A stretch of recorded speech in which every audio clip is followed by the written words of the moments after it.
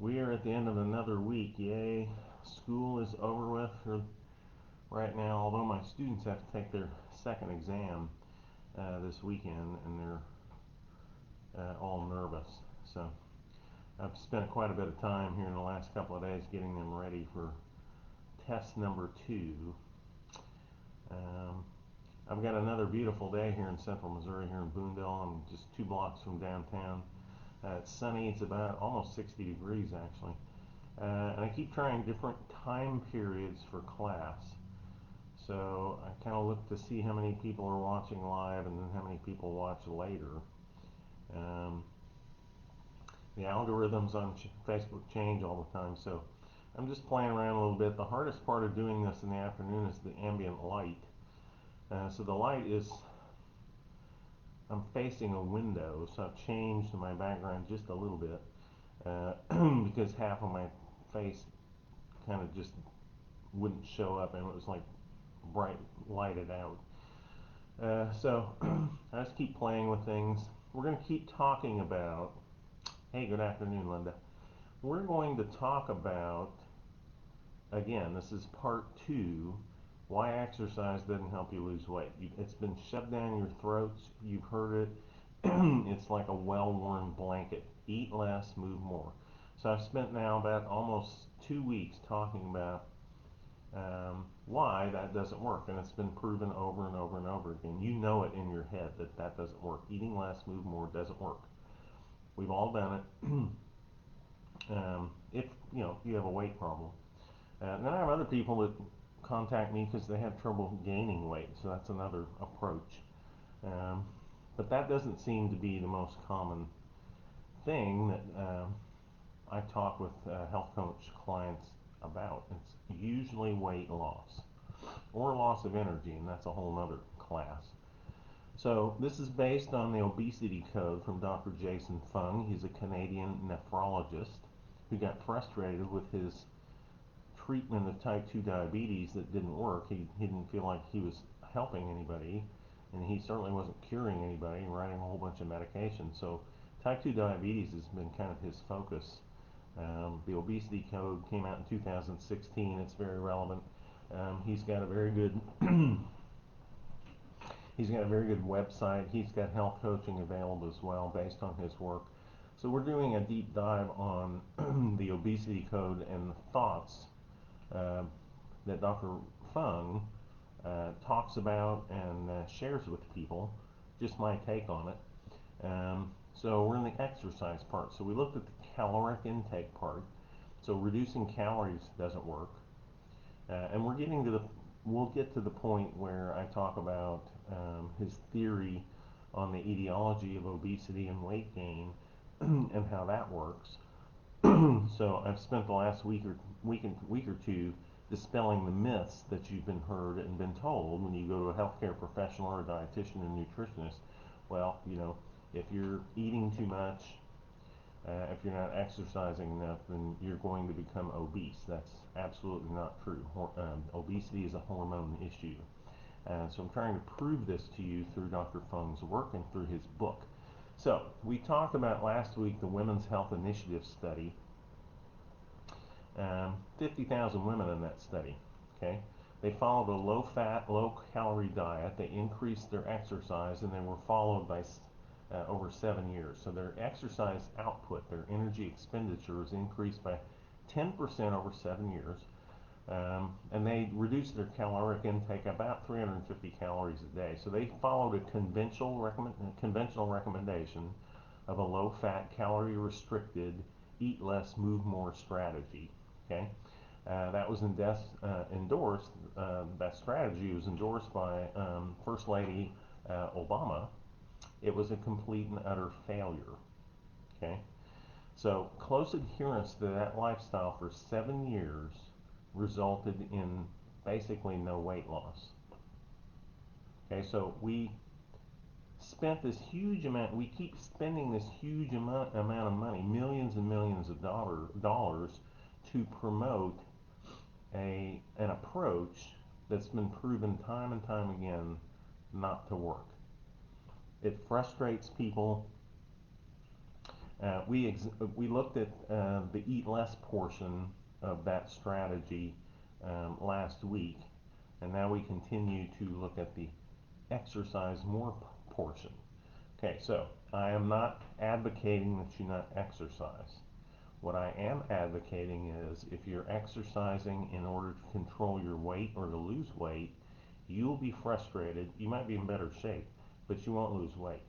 So exercise is good. It decreases inflammation. I taught it in my human physiology class yesterday about the benefits of exercise on inflammatory markers and how your body actually works. And we're in the middle of muscle physiology, what that does to mitochondria and energy expenditure and improvement in different types of muscle fibers. Okay, but what I didn't teach them is you need to exercise because you're too heavy. And I didn't teach them that if they wanted to lose weight, that they needed to eat less and move more, exercise more.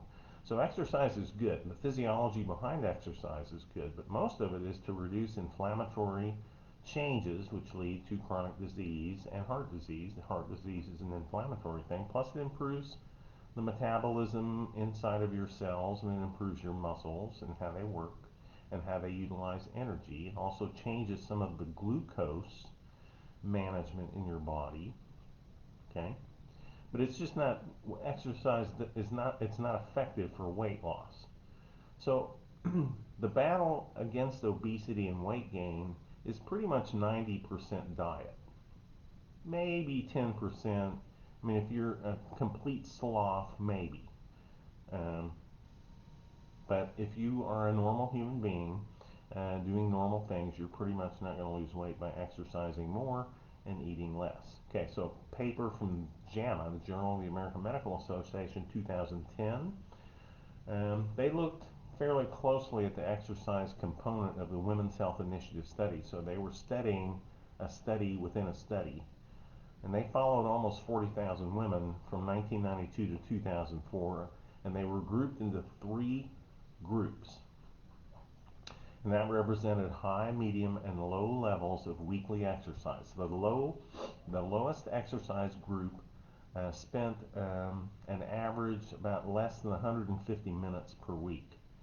Okay, and then the highest exercise group was exercising for an hour a day. So you would expect that the women that exercised for an hour a day compared to the women that exercised zero, so that was the third group. I forgot to tell you, the first group did no exercise.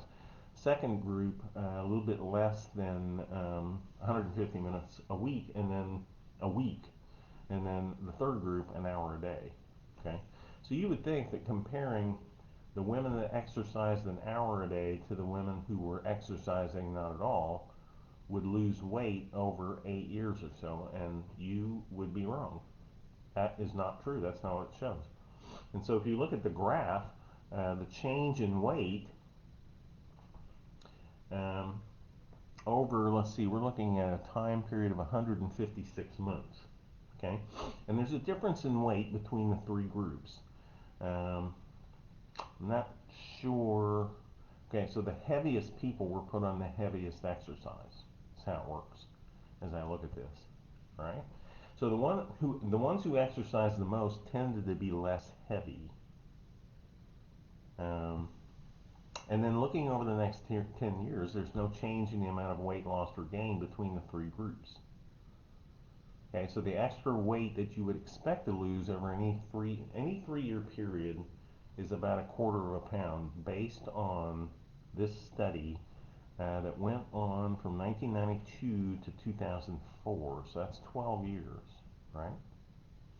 So if you exercise every single day for 1 hour for 3 years, you would expect to weigh an extra 1/4 pound less than if you did nothing at all. That's what this study showed. So Dr. Fung states it this way, kind of funny, I think. Daily exercise for 3 years will get you about the same weight loss as a good bowel movement. So 1/4 of a pound. So exercise is good for you. It just doesn't work for weight loss. Okay. And that's not the only study that shows this result. Okay, so 2009, changes in weight, waist circumference, and compensatory responses with different doses of exercise among sedentary, overweight, postmenopausal women. That's a big, long, big, long intro to that study. Found no difference in weight loss in groups randomized to different exercise intensities. Basically, I said that big long thing to tell you that exercise doesn't work. But in this study, 4 groups were randomly assigned to different exercise intensities. So there was no overall difference in weight loss amongst those 4 groups. Okay. Interestingly, in the higher amounts of exercise, there tended to be less weight loss in this study compared to what was expected in the study. Another randomized trial titled Exercise Effect on Weight and Body Fat in Men and Women showed minimal effects of exercise on weight loss. In this trial, 2 groups randomized, men and women. Group 1 did nothing, no exercise at all. Group 2 participated in 1 hour of aerobic exercise 6 days a week for 1 year. At the start, the men averaged 211 pounds in the groups and the women 172 pounds. So they were doing aerobic exercise, they were doing weightlifting, etc., etc. After 1 year, the average weight loss for women was 3 pounds, and for men it was 4 pounds. That was in the active group. So exercise just really is not effective for weight loss. Okay, so then maybe you're thinking that they weren't exercising enough. Well, an hour a day of aerobics. Okay, so what about like marathons?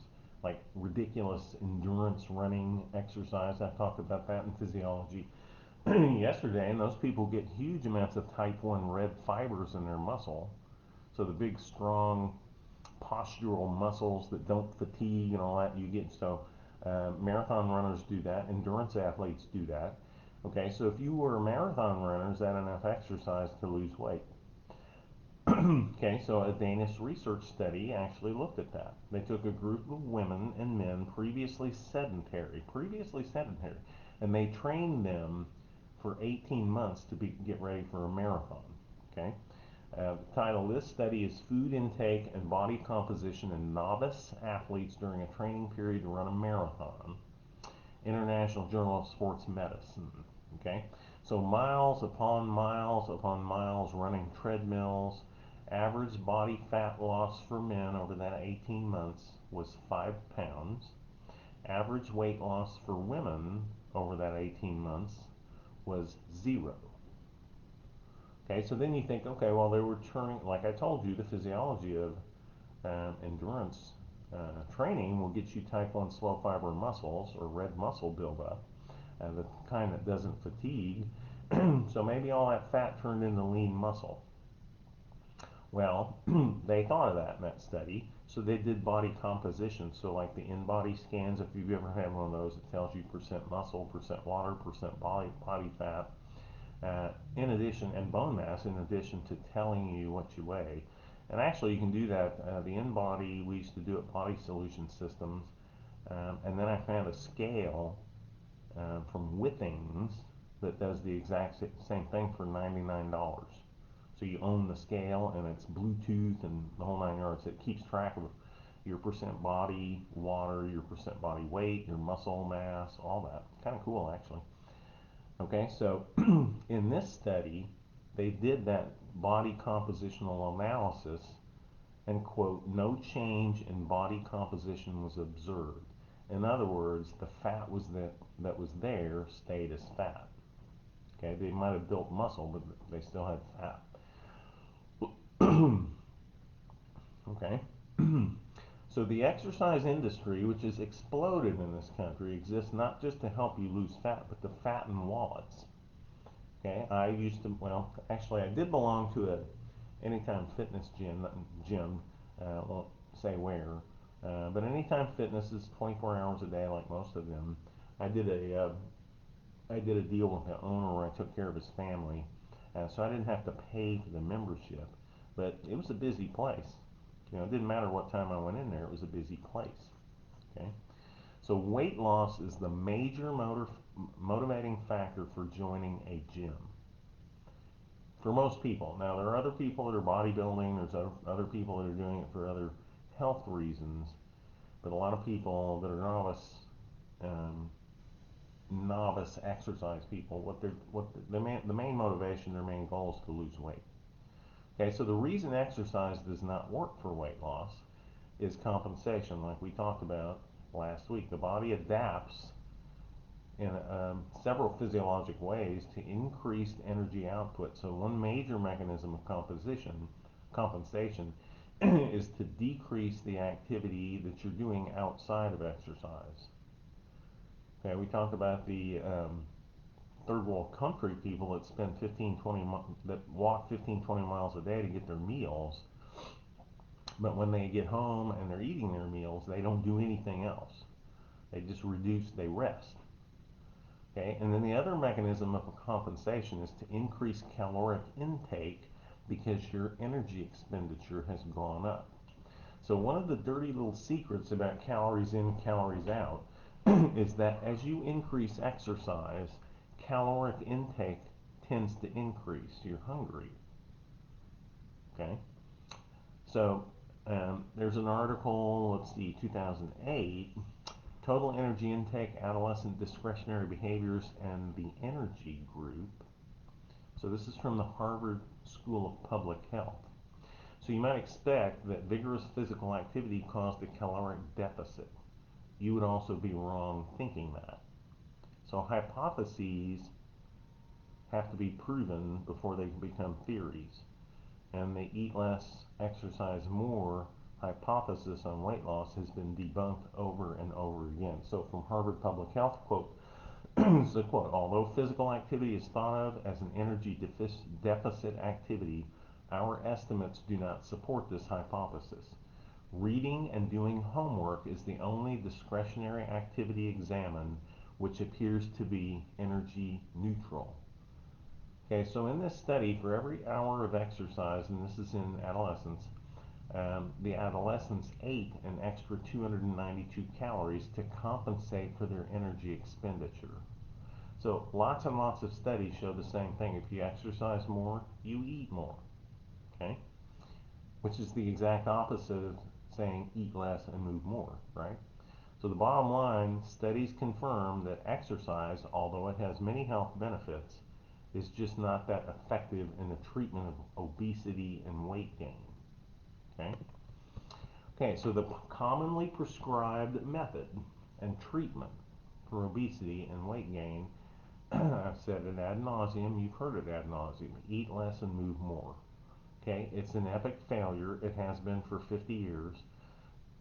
It's been proven to be a complete and utter failure by studies, and yet medical and nutritional authorities still recommend eat less, move more as a weight loss strategy. It doesn't work. It's been proven. Okay. So we talked about that in the calories part of this class last week. We're on the exercise part. We did some hormonal discussion and teaching as well between, and we're going to revisit the hormonal theory of obesity once we get done debunking all this eat less, move more stuff. Okay? So if exercise were indeed a major weapon to fight weight gain, you would think if you look at different countries that are more active, you would see reduced rates of obesity. You would also be wrong if you thought that. So they did that study, 8-country survey of exercise habits. Okay, the country that exercises the most of those 8 countries was the United States. Okay, so against the global average of about 112 days of exercise a year, so that's about every 3 days, 4 days, 3 days. Americans in that group of 8 countries were burning up the circuit with 135 days of exercise per year compared to the Dutch that had 93 days a year.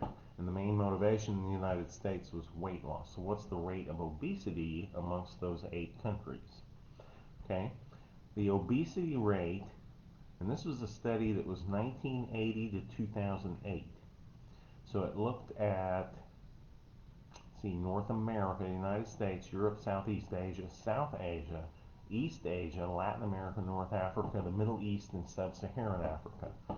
The highest BMI and percentage of elevated body mass index, and this was based on greater than 25. That's a little tight. Um, Obesity is a body mass index of 30. Overweight is 27. Okay, the country with the highest BMI, although exercising the most, was United States, and the BMI by 2000, what did I say? 2008. United States citizens with a BMI greater than 25 was 70%. Okay, so obesity is not caused by a lack of exercise. We we've done it in this country for many years, and we still have the highest rate of obesity. So we've spent millions and hundreds of millions of dollars studying this approach to obesity. Okay, there was a study called the Healthy Study, or a school-based intervention for diabetes risk reduction, in the New England Journal of Medicine. Involved 42 schools, 4,600 students, grades 6 through 8. Half the schools received a multi-component intervention for weight. The other half got nothing. Okay, the intervention was to encourage nutritional and exercise goals. Okay, so the nutritional guidelines involved in that was the usual sort of stuff that we're talking about that doesn't work. Low calorie, low fat, the goals, several goals: low average fat content of food, 2 servings of fruit and vegetables per student, 2 servings of grain-based food and or legumes. All right, so in other words, lower calories, lower fat, increased grain, vegetables, and fruits. The exercise part of that study was to increase the amount of time doing moderate to vigorous physical activity. Okay, so to eat less, move more, movement again. Hundreds of millions of dollars spent on the Women's Health Initiative study that failed, didn't get the results expected. So they spent millions more on the same failed strategy, and now looking at it in adolescents, high school students. So the primary outcome of the Healthy Study was that the combined prevalency of overweight and obese students at the end of the study, they wanted to see what that looked like. So it was well executed, it was rigorously um, um, overseen, good follow-up for about 3 years, and at the beginning of the study, both groups had roughly 50% of the students that were considered overweight or obese, so BMI greater than 27. Okay, so what does the end of the study show? At the end of 3 years, both groups had reduced that percentage to about 45%. So they started at 50% BMI greater than 27, and at the end of 3 years, in the group that had the vigorous exercise and changes in caloric intake and reduction in fat calories and reduction in total overall calories, 5% less were greater than 27 body mass in body mass body mass index. So basically, there was no measurable benefit to this diet and exercise group compared to the group that did nothing different. So basically, a useless intervention. And this is not the first study. I keep telling you, study after study, that shows how useless this approach is. So all the large studies, Women's Health Initiative, 50,000 people, show the same pattern. So really a better question is, who has not tried the eat less and move more approach and fail? Who has not tried that approach and fail? Okay? Hit me up. I want to talk to you. Okay? So it doesn't mean that exercise is not good for you, like I keep saying. It just doesn't, and you should do exercise. You should, whatever you like to do, whatever floats your boat. Just don't do it thinking that you're going to lose weight and manage your weight. Dr. Fung likens it to brushing your teeth. Okay, so did you brush your teeth? Yeah, your dentist would say so. Is it good for you? Yes. Are you going to lose weight because you brush your teeth? No. Are you going to lose weight if you eat less and move more? No. So these just aren't musings. The health implications are enormous. So think about all the money that's spent on this to promote physical education in students in the classroom, access to sports facilities, playgrounds in inner city neighborhoods, um, teaching people how to eat healthier with low fat and low calorie diets. But they're all based on flawed notions that have been proven time and time again to not work. All right. What we need to do is focus on the etiology of obesity, which is coming up in class next week. All right. So suppose, let's say I'm giving exams this weekend. So suppose you got an exam with me and it's on obesity, and 95% of what I taught you had to do with diet, and 5% had to do with exercise. So would you spend 50, 60, 70, 80% of your time studying the 5% of the exercise part of the exam? Or would you spend 95% of your time studying on the diet part? Okay? My students know what to study because I do study guides and I do Zoom classes with them, and I tell them, okay, this is important. I want you to know this. It will come up. You will be asked. So if you compare what we're doing for managing obesity in the United States, we're failing my exam. We're failing our exam. We're spending all this time on eat less, move more when it doesn't work. So we basically have failed to understand why people gain weight, or why people get obese for that matter, what causes obesity, what's the etiology of obesity. So we need to understand that before we can expect to treat it or cure it or reverse it. Okay? So we've done the exercise and calorie portion of the obesity code with Dr. Fung.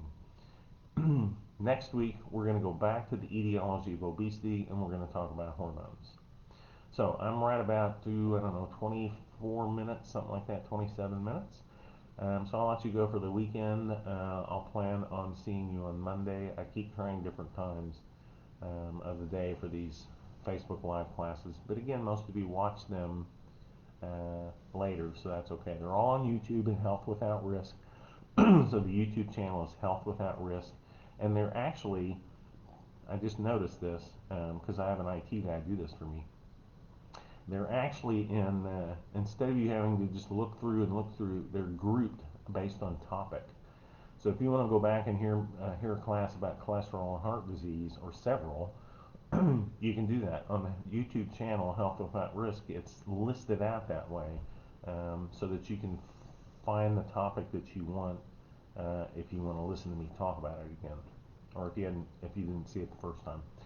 So so YouTube Health Without Risk, website healthwithoutrisk.com.